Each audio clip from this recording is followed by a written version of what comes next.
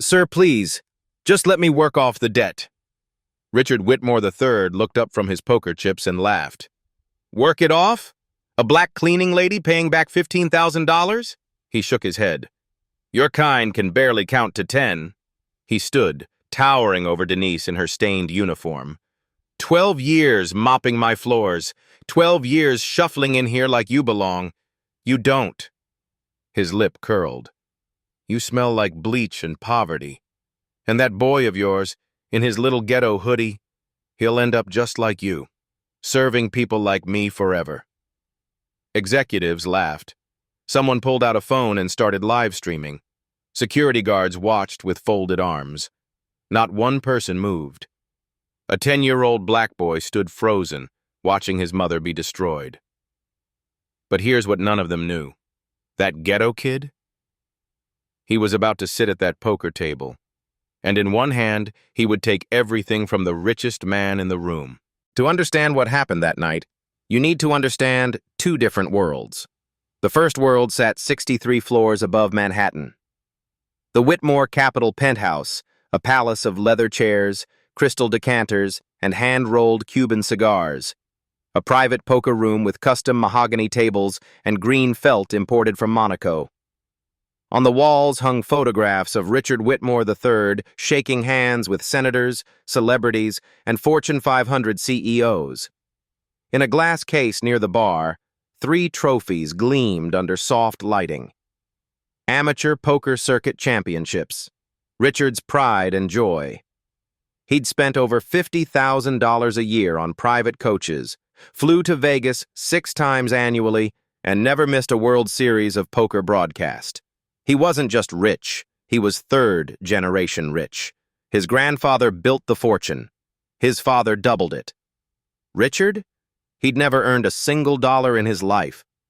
But he'd learned something more valuable, how to make other people feel small. That was his real talent. Not poker, not business, cruelty. The second world was 5 miles north, a Harlem apartment on the 5th floor of a building with no elevator.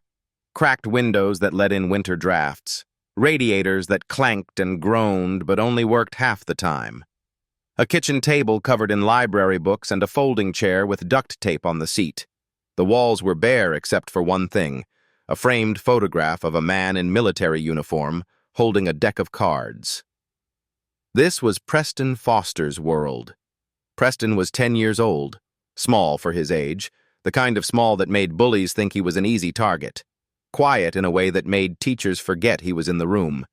He wore glasses held together with tape and clothes from the Goodwill bin. Always clean, always pressed, because his mother insisted on dignity even when they couldn't afford it. He had his grandfather's eyes, dark, watchful, missing nothing. His mother, Denise Foster, was 42 years old. She'd worked as a cleaning woman at Whitmore Capitol for 12 years. 12 years of night shifts, weekend shifts, holiday shifts. 12 years of scrubbing toilets used by men who earned more in a minute than she made in a month. Her hands were rough. Her back ached constantly.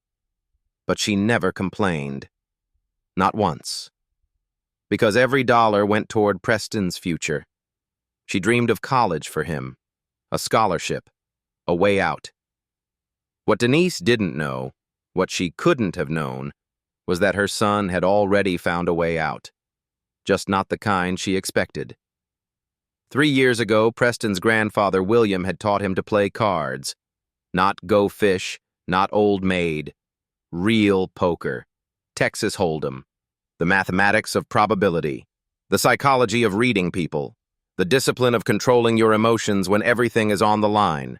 William Foster had been a Korean War veteran. A black man from Alabama who'd learned poker in army barracks where white soldiers wouldn't let him sit at their table until they needed a 4th player and couldn't find anyone else. That night, 19-year-old William won 6 months of their wages in a single session. They beat him bloody for it, called him a cheater, broke 2 of his ribs and split his lip. But they couldn't take back what he'd learned.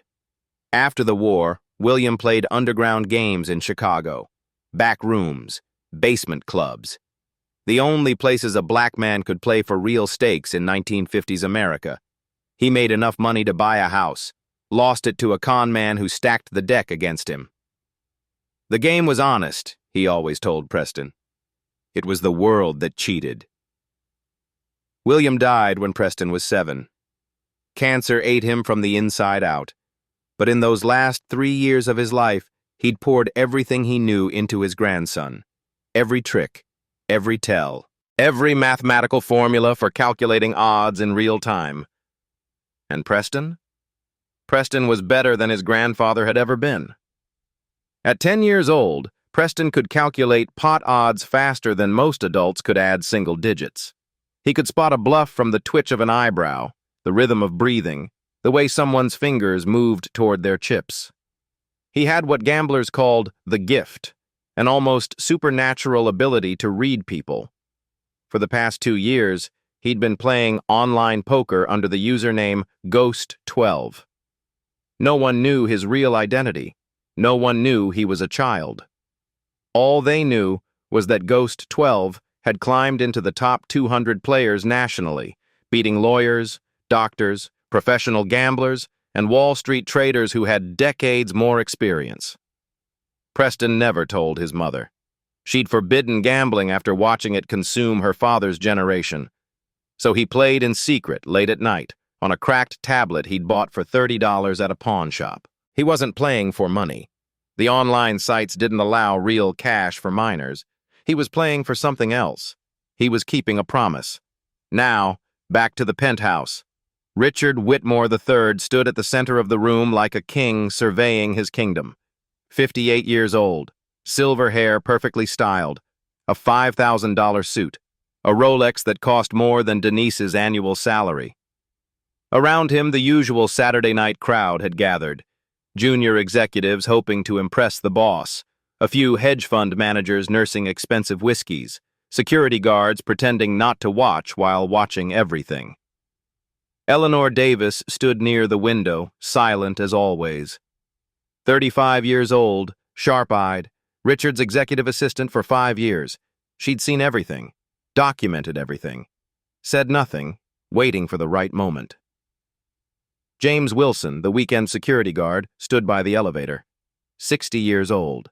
A former card player from Detroit who'd run friendly games in his neighborhood before moving to New York. He knew talent when he saw it. He also knew injustice. Vincent Taylor, the building concierge, had already pulled out his phone. 80,000 TikTok followers, a specialty in filming rich people behaving badly. He recognized content when it walked through the door, and tonight, content had arrived.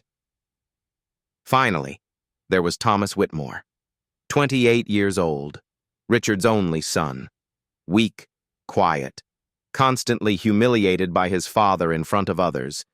He stood at the bar nursing a whiskey he didn't want, watching the scene unfold with something like shame burning in his chest. This was the stage. These were the players. And at the center of it all stood a 10-year-old boy in a second-hand hoodie, watching his mother cry. Preston's hand moved to his wrist, to the watch he always wore. His grandfather's watch, a cheap Timex that had stopped at 3:42, the exact moment William Foster took his last breath. He'd promised his grandfather he would play. He'd promised he wouldn't hide forever. Tonight, in the most unlikely place, against the most arrogant opponent, Preston Foster was about to keep that promise. He just didn't know it yet. Richard Whitmore wasn't finished. He was just getting started. He circled Denise like a shark smelling blood, his eyes bright with cruelty. The broken wine bottle still lay on the floor. A $4,000 Chateau Margaux, its contents spreading across his custom poker, felt like a bloodstain. $15,000, Richard said, his voice carrying across the silent room. That's what you owe me. The wine. The felt. Emotional distress. Denise's voice cracked. Sir, I don't have... Then you're fired. He said it casually, like he was ordering coffee. And I'll make sure you never clean another building in Manhattan. How does that sound? Preston watched his mother's shoulders shake. 12 years of service, 12 years of sacrifice, 12 years of swallowing her pride and saying yes, sir, and no, sir, and pretending the comments didn't hurt. Gone in an instant. Because a rich man wanted to feel powerful. Something stirred in Preston's chest. Something hot and sharp. An anger he'd spent his whole life learning to control. Then Richard noticed him.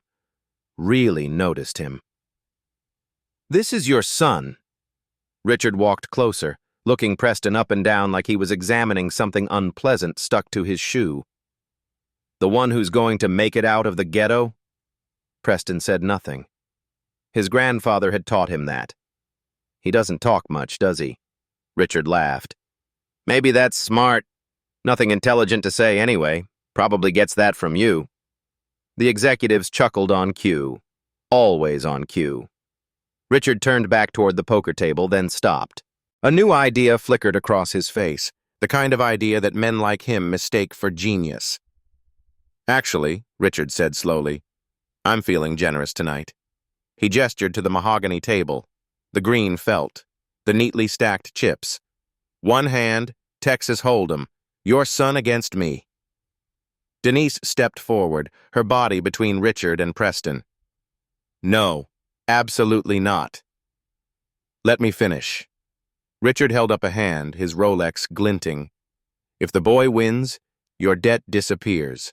All 15,000, plus you keep your job. I'll even throw in a bonus. Call it compensation for emotional distress." He paused, letting the words hang in the air like poison. "If he loses, you owe me 30,000, and you work for free until it's paid off. Could take years, could take forever." Gasps rippled through the room. Even the executives who laughed at everything Richard said looked uncomfortable. "He's 10 years old," Denise whispered. "Then this should be quick." Richard sat down at the table, shuffling the deck with practiced hands. "Think of it as a life lesson. Some people are born to sit at the table. Others are born to clean it. Might as well learn that early." Preston felt every eye in the room turn toward him. The laughing executives, the filming concierge, the silent security guards. They all expected him to cry, to hide behind his mother, to prove exactly what Richard Whitmore believed about people who looked like him. But Preston wasn't looking at them. He was looking at the cards. 52 cards. Mathematical probability, psychological warfare. The only battlefield in the world where size, age, and money meant nothing. His grandfather's voice echoed in his mind. "The cards don't care about your skin color, boy.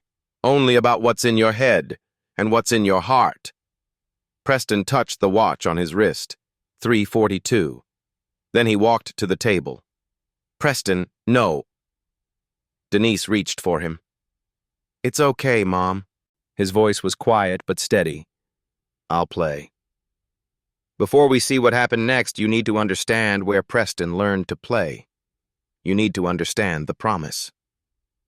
3 years earlier. A Harlem apartment.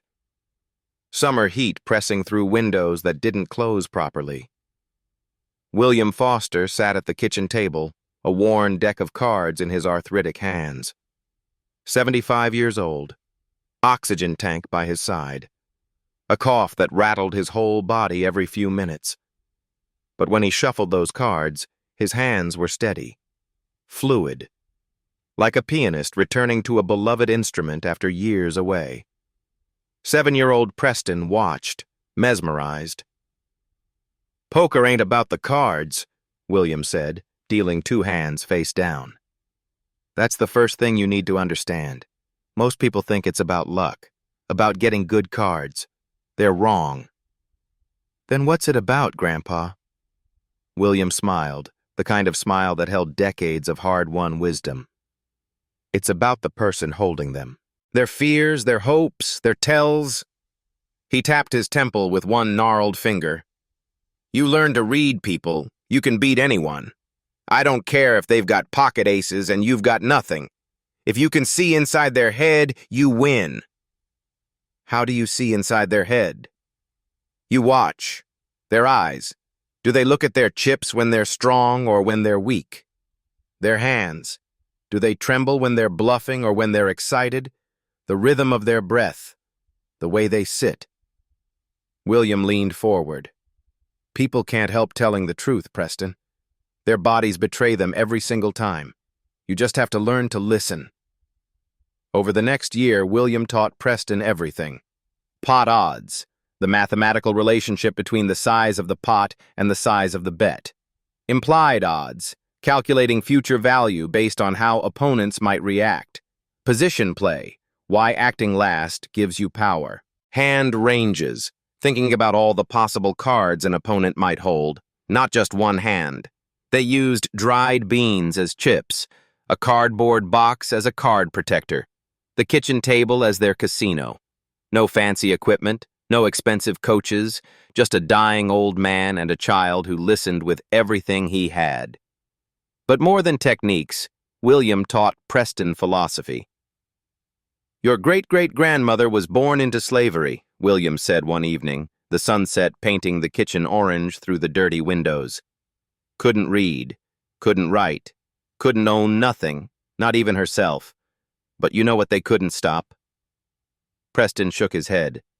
William tapped his temple again. Her mind. Nobody can chain what's in here. Nobody can take it. Nobody can buy it. It's yours. The only thing that's truly yours. He told Preston stories, too. About the army. About the night he won 6 months' wages from white soldiers who thought a black kid from Alabama couldn't possibly understand probability theory. About the beating that followed, and how he'd have done it again in a heartbeat. About the underground games in Chicago, the smoke-filled rooms, the danger of being a black man with money in 1950s America, where success could get you killed faster than failure. About the house he bought, and the con man who stole it with a marked deck and a crooked dealer. The game was honest, William always said. It was the world that cheated. But you know what? I'd rather live in an honest game with cheaters than a crooked game where everyone pretends to be fair. One night, near the end, William was too weak to sit at the table. Preston sat beside his hospital bed, holding the old man's hand. I never got to play where it was fair, William whispered, his voice barely audible. No crooked decks, no rigged rooms, just pure cards, pure math. Pure skill. He pressed something into Preston's palm. A watch. Cheap. Old. The kind you'd buy at a drugstore 40 years ago. I taught you everything I know, but you're better than I ever was. You see things I couldn't see. Tears rolled down Preston's cheeks. Promise me, William said, his voice fading. When you sit at a table, a real table where it matters, you remember the cards don't lie. People do. Trust the math, trust your eyes, and never ever let anyone tell you what you're worth. I promise, Grandpa. William Foster died at 3:42 a.m. on a Tuesday morning. The watch stopped at the exact same moment, and Preston never reset it. Now, 3 years later, that watch sat on Preston's wrist as he faced Richard Whitmore across a poker table. The executives saw a poor kid in a hoodie. Richard saw easy prey. None of them saw what Preston really was, a promise keeper. Richard Whitmore dealt the cards himself. A power move, his way of controlling everything. The deck, the pace, the narrative. 2 cards slid across the felt to Preston. 2 more to Richard. Around them, the penthouse had grown quiet. Even the laughing executives sensed something different. A 10-year-old boy at a high-stakes poker table wasn't just entertainment anymore. It was a spectacle, a moment. Vincent Taylor angled his phone for a better shot. His live stream had jumped to 3,000 viewers. Comments scrolled past faster than anyone could read. Let me explain the rules, Richard said, his tone dripping with condescension. Since I'm sure they don't teach Texas Hold'em in whatever public school you attend. Preston didn't respond. He hadn't looked at his cards yet. Instead, he was watching Richard. The way he sat, slightly back in his chair, confident, relaxed. The way he breathed, slow, controlled, but with a slight hitch when he was excited.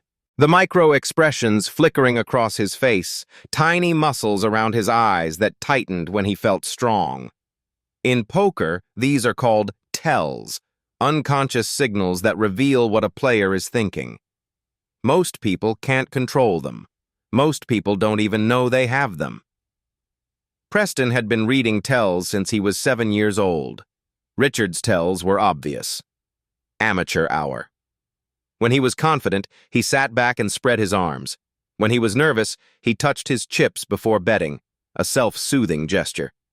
When he was bluffing, his left eye twitched, just slightly, just for a moment.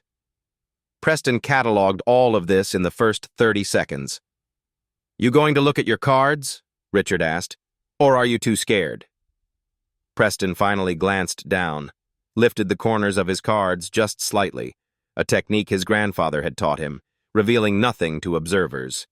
7 of spades, 8 of spades, suited connectors. Not a premium hand, not aces or kings or queens. But Preston's grandfather had taught him something crucial. In poker, starting cards are only about 30% of the equation. The other 70% is how you play them. Richard peeked at his own cards. His posture changed immediately. Subtle, but Preston caught it. A slight lean back, a tiny smile tugging at the corner of his mouth. Richard had a strong hand, probably ace-king, maybe ace-queen. Big cards that made amateurs feel invincible. The kind of hand that looked great but could crumble against the right opponent. "I'll start us off," Richard said, sliding a stack of chips forward. $5,000. Murmurs rippled through the crowd. 5,000 on the first bet, before any community cards had even appeared. He was trying to scare Preston out of the hand before it began. Standard bully tactics. Preston had seen it 1,000 times online. He looked at the chips, then at Richard, then back at the chips. Then he pushed his own stack forward. Call. Richard blinked. For just a moment, half a second, surprise flickered in his eyes. He'd expected the boy to fold immediately, to cry, to run to his mother, to confirm every stereotype he believed about people who looked like Preston. Instead, Preston sat perfectly still, his face as blank as a wall. The executive dealing the community cards cleared his throat nervously. The flop. 3 cards landed in the center of the table. 4 of spades, 5 of diamonds, 6 of spades. Preston's heart rate didn't change. His breathing stayed even. But inside, his mind was racing through calculations faster than most computers. He had an open-ended straight draw. Any 3 or any 9 would complete his straight. 5 cards in numerical sequence. The board showed 4, 5, 6. His hand held 7, 8. A 3 would give him 3, 4, 5, 6, 7. A 9 would give him 5, 6, 7, 8, 9. 8 cards in the deck that completed his hand. Plus, he had 2 spades, and there were 2 spades on the board.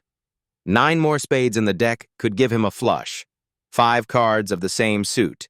Combined, 15 outs. 15 cards that would make him a winner. Against Richard's ace-king, which had connected with absolutely nothing on this board, Preston was actually the mathematical favorite. But Richard didn't know that. Richard saw a child who should have folded. 8,000, Richard said, pushing more chips forward. His voice was steady, but Preston caught it. The chip touch before the bet. The tell. He's betting big because he has nothing. He wants me to fold. He's scared. Preston's grandfather had taught him about this pattern. When a man bets like he's strong, William used to say, he's usually weak. When a man bets like he's weak, he's usually got the nuts. It's backwards from what you'd expect. That's why most people lose. Richard was betting strong, very strong, which meant he was scared. Preston looked at the spot, calculated the odds in real time, the exact percentage chance of completing his straight or flush versus the risk of the bet. 32% chance on the next card alone. If he missed, another card would come. Combined probability, over 54% by the final card. He was the favorite. Mathematics didn't lie. More importantly, Richard thought he was playing against a scared 10-year-old who would crumble under pressure. He was wrong. "All in," Preston said quietly. The room went dead silent. Someone dropped a champagne glass. It shattered on the marble floor, and no one moved to clean it up. No one even looked at it. "What did you say?" Richard's voice was sharp, uncertain. "All in." Preston pushed every chip he had into the center of the table. $30,000. His mother's debt and her future, riding on 2 cards yet to come. The game had truly begun. Let me explain exactly what was happening on that table, because this is where Preston's genius becomes clear. In Texas Hold'em, after the flop, 2 more community cards will appear. The turn, then the river. Each one can completely change who's winning. Preston's hand, 7-8 of spades, looked weak to anyone who didn't understand poker mathematics. 2 middle cards. Nothing fancy. The kind of hand most amateurs would have folded before the first bet was even made. But here's what Preston saw. The board showed 4, 5, 6 with 2 spades. His 7 and 8 meant he had an open-ended straight draw. Any 3 in the deck would give him a 3, 4, 5, 6, 7 straight. Any 9 would give him a 5, 6, 7, 8, 9 straight. That's 8 cards out of the remaining 45 that complete his straight. Plus, he had 2 spades in his hand. 2 more spades on the board. 9 more spades in the deck could give him a flush. 5 cards of the same suit, which beats a straight. Combined, 15 cards that would make him a winner. 15 outs. Against Richard's ace-king, which had connected with absolutely nothing on this flop, Preston was actually a 54% favorite to win the hand by the river. More than half. Better than a coin flip.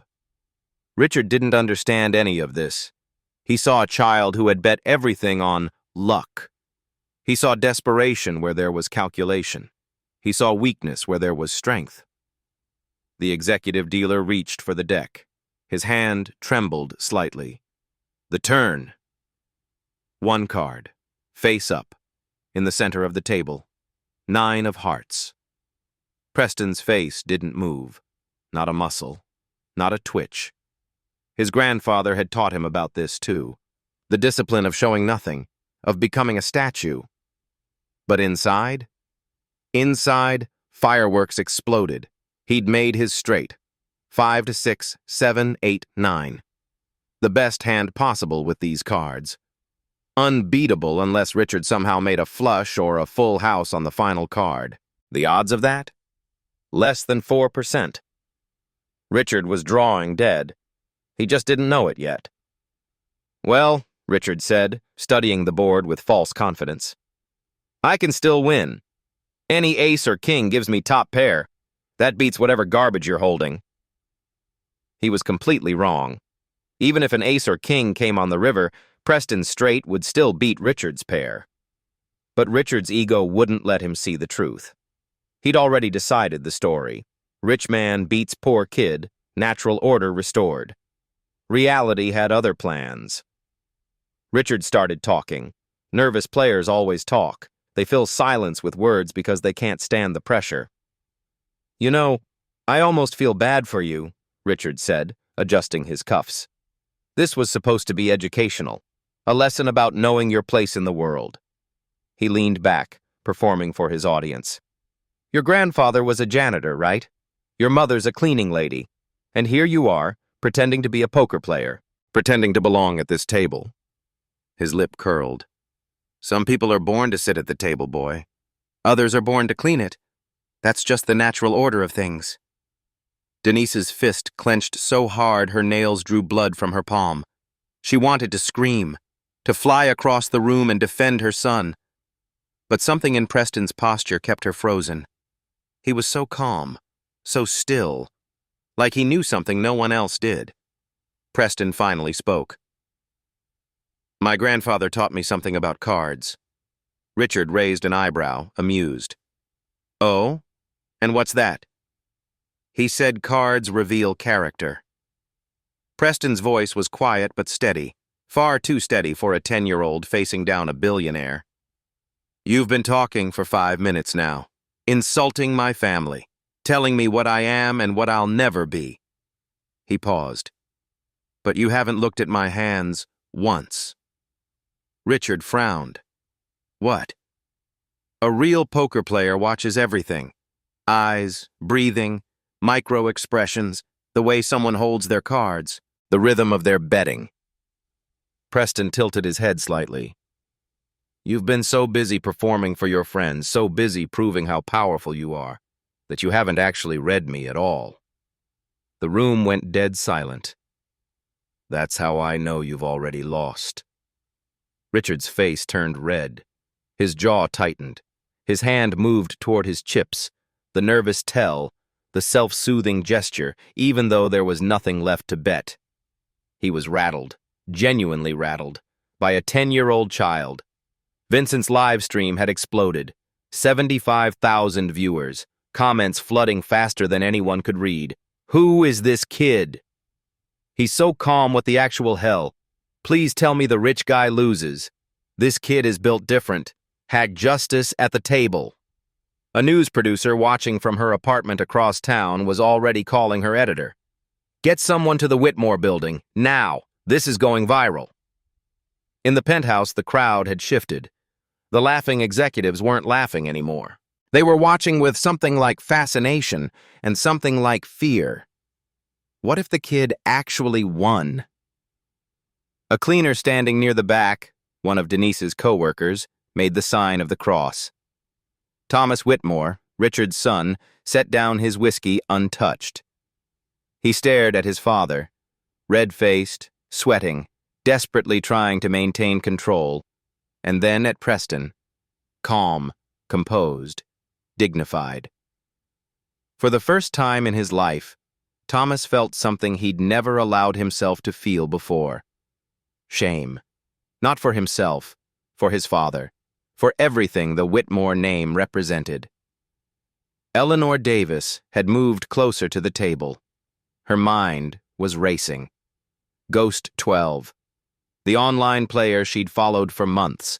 The mathematical precision, the psychological mastery, the complete absence of fear. It was him. It had to be him. A 10-year-old boy had been beating professionals online for 2 years, and none of them had any idea they were losing to a child. Richard cleared his throat, trying to regain control. One card left.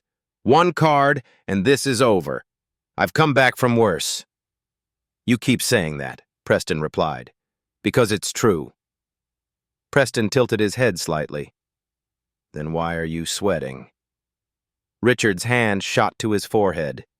It came away damp. Something had changed in that room. You could feel it in the air. A shift, like the moment before a storm breaks. At the beginning, this was entertainment. A rich man teaching a poor kid a lesson. The natural order of things playing out in real time, confirming what everyone already believed. Now, it was something else entirely. David versus Goliath. And somehow, impossibly, David was winning. James Wilson, the security guard, stepped away from his post by the elevator. His eyes were glistening. 40 years of playing cards in Detroit basements and neighborhood games, and he'd never seen anything quite like this. Come on, son, he whispered, so quietly only he could hear. Finish it. Behind him, other cleaners had gathered. Women in the same stained uniforms as Denise. Men who mopped the same floors and cleaned the same toilets. People who had been invisible their entire working lives. Background characters in the stories of wealthy men. They weren't invisible now. They were witnesses. And they were choosing sides. Eleanor Davis had abandoned all pretense of neutrality. Her professional mask had cracked completely. She stood 3 feet from the table, arms crossed, watching Preston with something like awe. She'd seen Ghost 12 play online for months, studied his patterns, tried to figure out his strategy, the patience, the precision, the willingness to wait for perfect spots, the complete absence of fear or ego. Now she was seeing it in person, and the mysterious online legend was a child. A 10-year-old boy from Harlem who had learned poker from his dying grandfather. It shouldn't have been possible, but it was. Thomas Whitmore had left the bar. He stood near the window, physically unable to look at his father anymore. 28 years of being belittled. 28 years of being told he wasn't smart enough, tough enough, ruthless enough. 28 years of watching Richard Whitmore destroy people for sport. Tonight, someone was fighting back. Someone was refusing to be destroyed. And it was a 10-year-old boy with taped glasses and a dead man's watch. Thomas felt tears prick his eyes. Not sadness. Something else. Relief, maybe. Or hope that another world was possible. Denise stood frozen, her cleaning cart completely forgotten. Her son sat at that table like he'd been born there. His posture, the stillness, the focus, the quiet confidence, was exactly like her father's. All those nights Preston stayed up late, studying. All those library books he'd hidden under his mattress. She'd thought he was falling behind in school. She'd worried about him. He'd been learning something else entirely. Her father's legacy, passed down in secret. She should have been angry. She should have felt betrayed. Instead, she felt something she hadn't felt in years, something she'd almost forgotten existed. Pride. Vincent's live stream counter climbed higher. 150,000, 175,000, 200,000 souls watching through a phone screen. The comments had shifted too. This kid is a legend. Rich guy is absolutely shaking. Someone get this boy a sponsorship. Hatch justice at the table. The hashtag was already trending nationally. Richard Whitmore looked around the room. For the first time, he noticed the shift. The cleaning staff watching with hope in their eyes. The security guards nodding with respect. His own son refusing to meet his gaze. The audience had changed sides, and there was only one card left. The executive dealer's hand trembled as he reached for the deck. "Final card," he said quietly. "The river." Every person in that room, and 200,000 watching online, held their breath. One card, one piece of cardboard, the difference between everything and nothing. The dealer turned it over. 2 of clubs, a blank, a nothing card, complete air, no help for Richard, no miracle. The final board read, 4 spades, 5 diamonds, 6 spades, 9 hearts, 2 clubs. Richard stared at the cards. His ace-king had connected with absolutely nothing. High card ace. That was all he had, the worst possible outcome for such a strong starting hand. Preston's straight 5, 6, 7, 8, 9 was unbeatable. For a long moment no one moved, no one spoke. The silence was so complete you could hear the ventilation system humming 63 floors below. Then Preston spoke. "Straight," he said quietly. 9 high. He turned over his 7-8 of spades and laid them flat on the green felt. Gently, respectfully, like he was handling something precious. Richard looked at the cards, looked at the board, looked at the cards again. His face cycled through emotions, confusion, denial, understanding, and finally something that looked almost like fear. That's not..." His voice trailed off. "It's a straight," Eleanor said, stepping forward. Her voice was clear and calm. "He made it on the turn. The 9. You've been drawing dead for 2 cards now. There was nothing you could do." Richard's mouth opened, closed, opened again. For the first time in his adult life, Richard Whitmore III had no words, no comeback, no power play, nothing. Then James started clapping, slow, deliberate, each clap echoing through the silent penthouse like a gunshot. Vincent joined him. then a cleaner near the back, then another, then another. The applause built like a wave, growing stronger with each second. It filled the room, bouncing off the marble floors and crystal chandeliers. 200,000 people watching online heard it through Vincent's phone, a sound like thunder, like justice, like something that had been waiting a very long time to happen. Preston didn't smile, didn't celebrate, didn't pump his fist or shout or gloat. He simply sat there, hands folded, as calm as he'd been from the very first card. Richard snapped. He swept his arm across the table in a rage.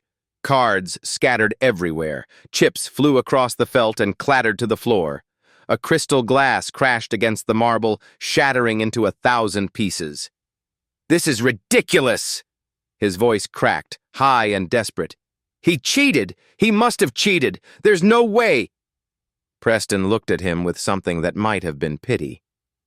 52 cards, he said quietly. You watched them shuffled. You watched them dealt. Your own man ran the deck. Every card was face down until it was turned. He paused. "No one cheated, Mr. Whitmore. You just lost. Impossible. You're 10 years old." "My grandfather was 19 when he beat soldiers who thought he was stupid." Preston touched the watch on his wrist.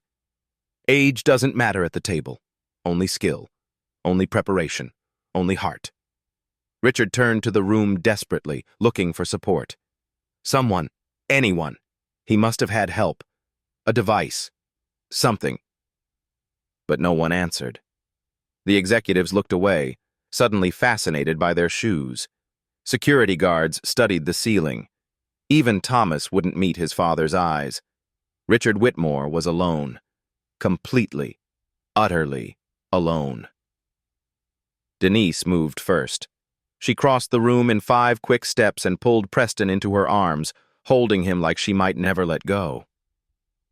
Tears streamed down her face. 12 years of exhaustion, humiliation, and sacrifice releasing all at once.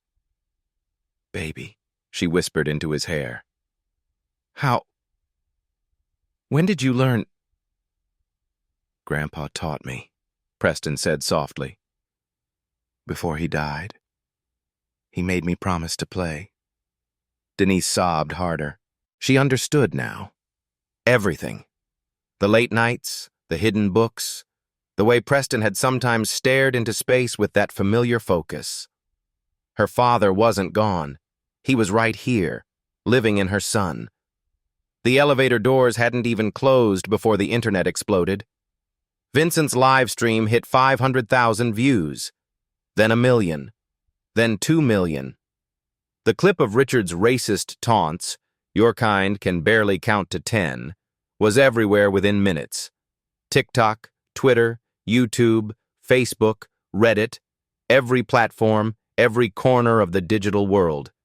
Hashtags formed and spread like wildfire. #poker Prodigy, #justice, at the table, #Whitmore, eyes over, #Preston Foster. By midnight, major news networks had picked up the story. Billionaire humiliated by 10-year-old in high-stakes poker bet scrolled across cable news chyrons from coast to coast. Back in the penthouse, Richard hadn't moved. He sat at the ruined poker table, staring at the scattered cards like a man watching his entire world burn down around him. Eleanor approached him. Her heels clicked against the marble floor, a sound that used to signal obedience, deference, fear. Not anymore. "I've watched you bully people for 5 years, she said quietly, her voice steady as steel. "The racist comments, the jokes that weren't jokes, the way you make everyone feel small just so you can feel big." She pulled out her phone, showed him the screen. "I documented everything, every incident, screenshots of emails, recordings of meetings, witness statements. HR buried Denise's complaint last year because you told them to. They won't bury this." Richard's head snapped up. "You wouldn't dare." "I already have." Eleanor's voice was ice. "The board will have my full report by Monday morning." Before Richard could respond, another figure approached. Thomas, his own son, his heir, his legacy. "Dad." Thomas's voice was hollow, exhausted, like he'd been carrying a weight his whole life and had finally decided to set it down.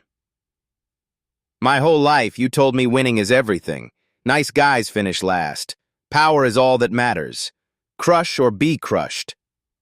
He looked at the scattered chips, the overturned glasses, the chaos of a man who had lost control. "But you didn't lose tonight because you were nice. You lost because you were wrong, about everything, about people, about what matters, about the world." Richard reached for him. "Thomas, you don't understand. I understand perfectly." Thomas stepped back. "I'm done. Done watching you destroy people. Done being ashamed of my own name. Done pretending that cruelty is strength." He turned to leave, then paused at the elevator. "That kid showed more class in 10 minutes than you've shown in 58 years. He beat you, and then he offered to shake your hand. He gave you grace you never deserved." He stepped into the elevator. The doors closed. Richard watched his son, his legacy, his future, disappear. James, the security guard, stepped forward.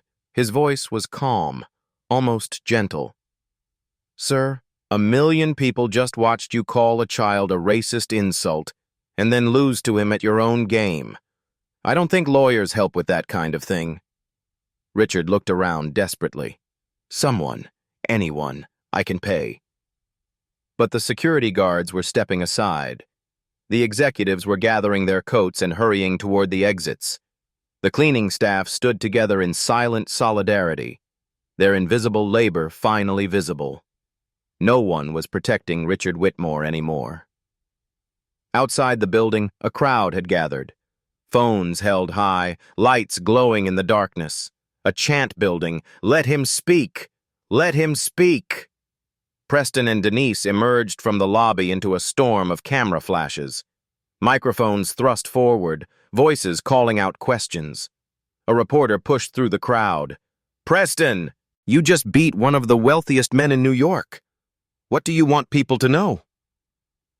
Preston looked at his mother, at the crowd, at his grandfather's watch, frozen forever at 3:42. "My grandfather learned poker in a war," he said, his small voice somehow carrying over the chaos. "He played in back rooms and basements because those were the only places that would let him in. He taught me everything he knew." He paused. "Tonight, a man bet against me because of what I look like. He thought he knew what cards I was holding just by looking at my skin." Preston looked directly into the nearest camera. He was wrong. 1 week later, everything changed. For Richard Whitmore, the fall was swift, brutal, and complete. The board of directors held an emergency meeting the Monday after the video went viral. Eleanor's documentation was damning. 5 years of harassment complaints, racist remarks, hostile work environment, and systematic covering up of employee grievances.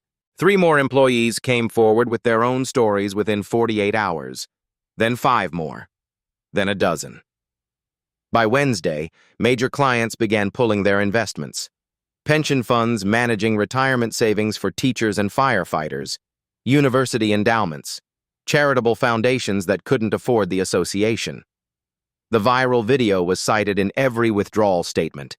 We cannot be associated with behavior that so clearly contradicts our stated values. By Friday, exactly 1 week after the poker game, Richard Whitmore III was forced to resign as CEO of his own family company. The company his grandfather had built. The company his father had grown.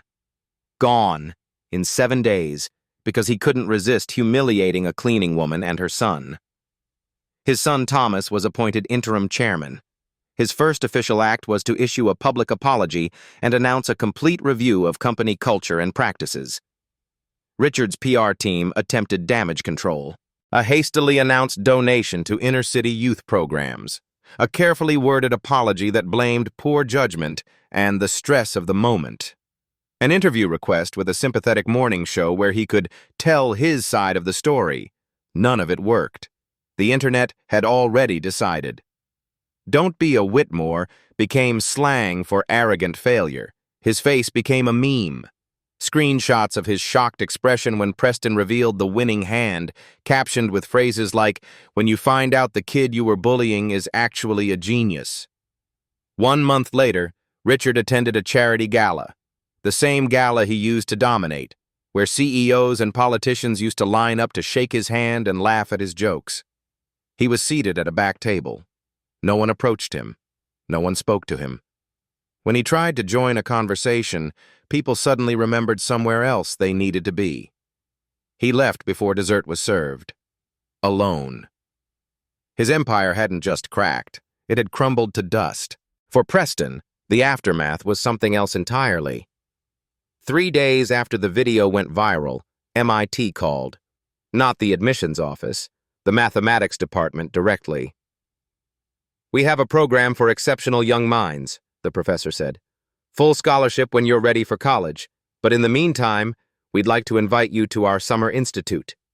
We've never had someone your age, but after watching that video, well, we'd be honored." The World Poker Tour reached out next. Youth Ambassador Program. They wanted to document his journey, provide coaching, prepare him for professional play. "When you're 21, we want you at the main event. You have the mind for it. We've never seen anyone read opponents the way you do." ESPN ran a 30-minute feature. The New York Times published a front-page profile that explored the story of William Foster, the grandfather who'd learned poker in a war and passed his knowledge down through generations. Morning shows competed for interviews. Talk show hosts wanted him on their couches. Through it all, Preston remained calm, polite, humble. He answered questions thoughtfully, never bad-mouthed Richard Whitmore, never celebrated the man's downfall. In every single interview, he wore his grandfather's watch. A reporter finally asked about it during a national morning show appearance. "Preston, I notice you always wear that watch. It looks old. Is there a story there?" Preston looked down at the frozen hands. 3:42. "It's my grandfather's," he said. "It stopped at 3:42 in the morning. That's exactly when he died." The interviewer's face softened. "And you never fixed it?" "It's not broken." Preston looked up and his eyes, his grandfather's eyes, were calm and clear. "It just reminds me what time it was when my grandfather left this world. It reminds me that time is precious, that promises matter, that he's with me every hand I play, sitting across from me, teaching me." Less. The clip went viral on its own. 30 million views within a week. Comments flooded in from around the world. People sharing their own stories of grandparents who believed in them, of promises kept and legacies honored. But Preston wasn't interested in fame. He had something more important in mind. 6 months after the poker game, he launched something that would change everything. He called it Grandpa's Table, a free after-school program in Harlem. No fancy equipment, no expensive entry fees, no barriers. Just folding tables, plastic chips, and worn decks of cards. The curriculum wasn't really about poker, though they did play cards. It was about probability, game theory, critical thinking, reading people, making decisions under pressure, managing emotions when the stakes are high. The same skills William Foster had learned in a war. The same skills he'd passed to his grandson. Skills that applied far beyond any card table. 12 kids showed up the first week, then 20, then 40. Then they had to move to a bigger space. Denise quit her cleaning job to manage the program full-time. After 12 years of mopping floors for people who looked down on her, she was finally doing work that mattered. Work that honored her father's memory. For the first time in over a decade, she slept past 5 a.m.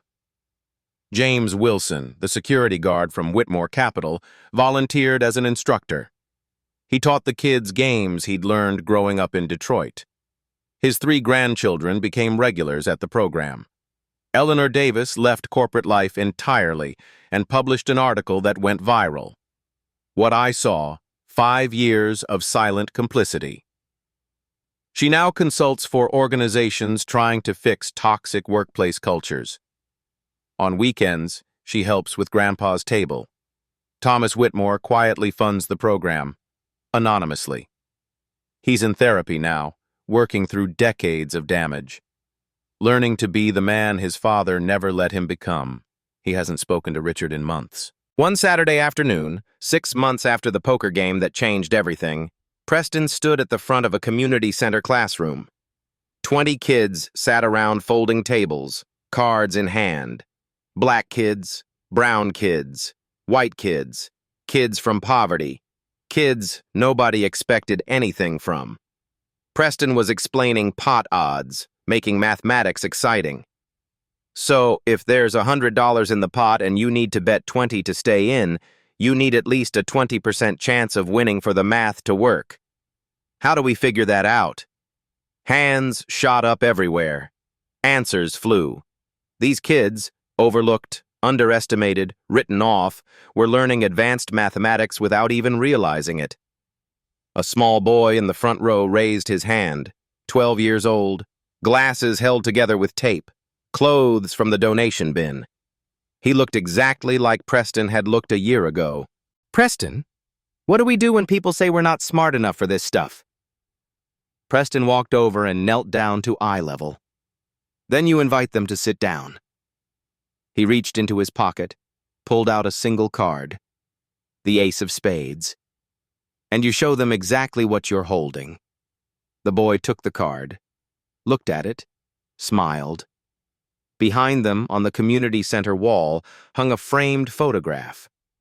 William Foster, young, strong, in military uniform holding a deck of cards, the same deck he'd used to win 6 months' wages from men who thought he was stupid. Below the photograph, a hand-painted sign. The cards don't lie. People do. Trust the math. Trust your eyes. William Foster, 1932 to 2020. Preston touched his grandfather's watch, 3:42. The promise had been kept. But now it was bigger than one promise, bigger than one game, bigger than one victory. Every kid who walked through those doors learned the same lesson Preston had learned. Circumstances don't define potential. Skin color doesn't determine intelligence. The table doesn't care about your last name, your zip code, or what anyone else thinks you're worth. 52 cards. Everyone gets the same deal. What you do with those cards, that's on you. Richard Whitmore had wanted to teach a lesson about the natural order of things, about who belongs at the table and who belongs cleaning it. He was right. A lesson was taught that night, just not the one he expected. A 10-year-old boy from Harlem walked into that penthouse invisible, written off, dismissed before he ever sat down. He walked out unforgettable. And somewhere, in that frozen moment at 3:42, William Foster finally got his seat at the table. If you believe in stories like this, where brains beat money, where the underdog wins, and where justice actually happens, hit that subscribe button and the notification bell. Share this with someone who needs to hear it today. And tell us in the comments, have you ever been underestimated?